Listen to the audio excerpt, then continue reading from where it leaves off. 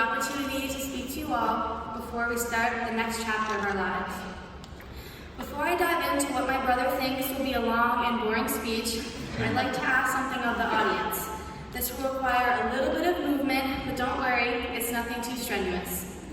If you are a staff member at TRHS, could you please stand up and stay standing? Stand up. If you have ever taught any of the students on this stage at any age, from play school to grade 12, please stand up and remain standing.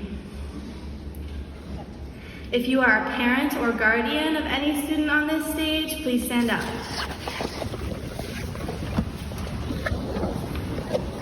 If you have ever babysat, coached, tutored, taught music lessons, led a club, or mentored any of the students on this stage, you know the drill, please stand up. Lastly, if you are a sibling or close friend of any graduate, please stand up.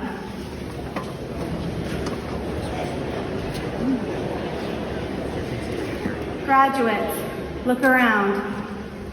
These are the people who have shaped us into who we are today. They have dedicated so much time and poured so much effort into our lives. We would not be here without them.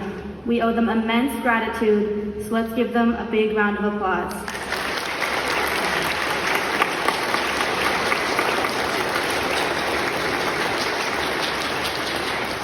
Thank you. You can sit down.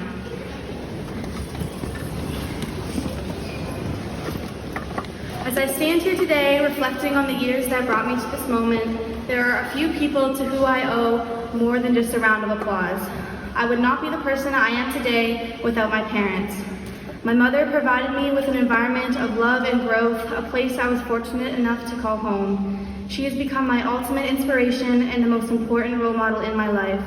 Through her actions and words, she has taught me the values of hard work, leadership, and most importantly, how to love unconditionally.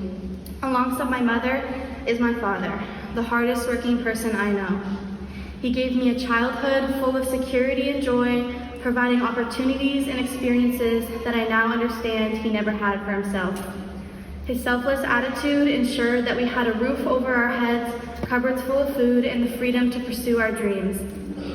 I am eternally grateful for the life he has given me, but beyond that, I am grateful for the supportive father he has been. My parents also gave me my best friends, my younger brothers, Aaron and Seth. Growing up with them has been the greatest gift of my life. Thank you. Seth will be starting kindergarten in the fall, a milestone I'm sure all you parents remember. Some of us are independent and excited for this new change, some of us not so much. Despite that, the memories we have from elementary school are ones that have made a lasting mark on us. For those who went to Salem, some of our fondest memories were made during the first grade beach days and hibernation days, on the stage during the operetta, and outside for the long-anticipated sports day. Then came middle school, a time we definitely all remember, whether we were at Dorchester, Port Elgin, Marshview, or beyond. If any of our middle school teachers are in the building, I would like to apologize on behalf of everyone for the chaos we created, especially in 7th grade math class. Some of the best memories were from our time as classmates when school didn't matter, and we were mainly concerned about who was going to win intramurals at lunch. I will never forget the time we rallied to get Evan out of the office, when Merrick sold illegal chocolate milk on the playground at recess, and when we had to play Port Elgin in sports. I know it wasn't just me who was scared of Hallie. Throughout our time in middle school, we always looked forward to the end and dreamed of starting high school. However, when the time came around, it was not how we expected. Because of the COVID-19 pandemic, we walked into high school for the first time as the only class who never had a school tour. We experienced our first day of high school and every other day of grade 9 split up into 2 groups, the blue group and the red group.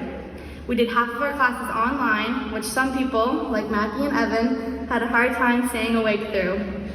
Despite the unusual start to high school, we have made it to today and are on this stage as the class of 2024.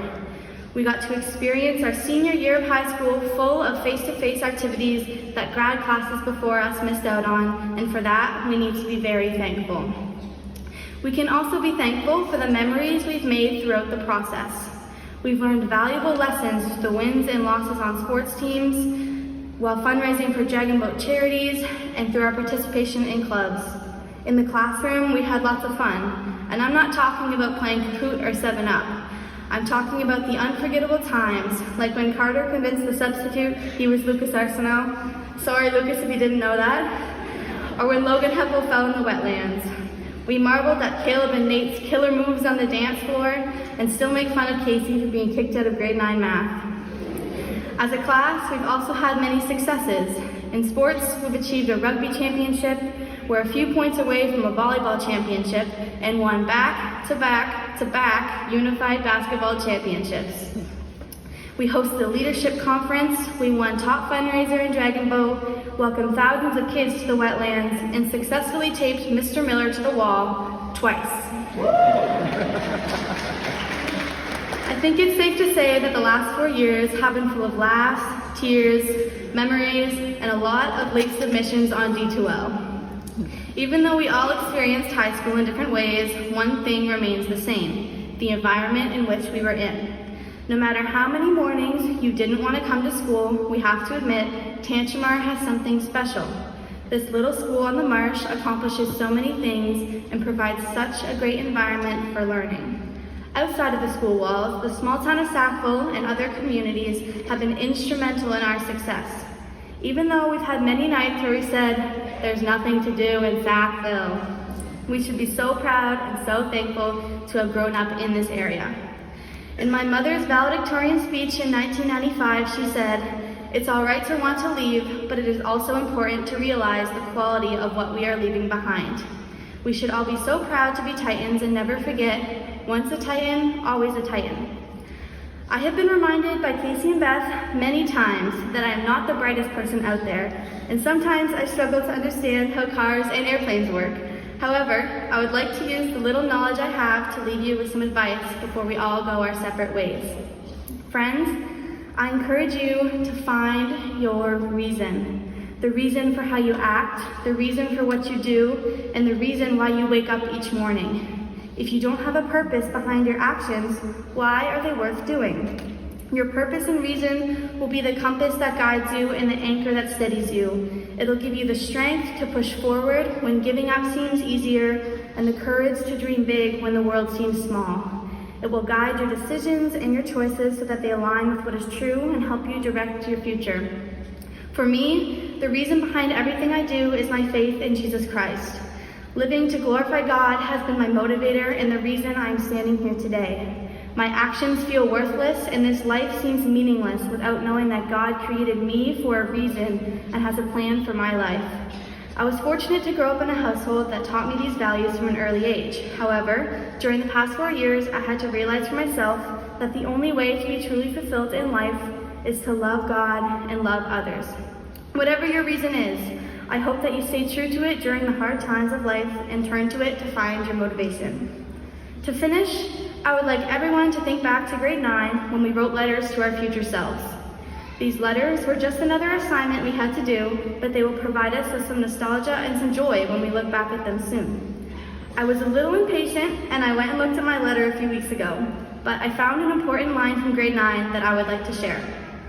My grade 9 self wrote, "I hope you never forget what you used to be like, how far you have come, and where you started."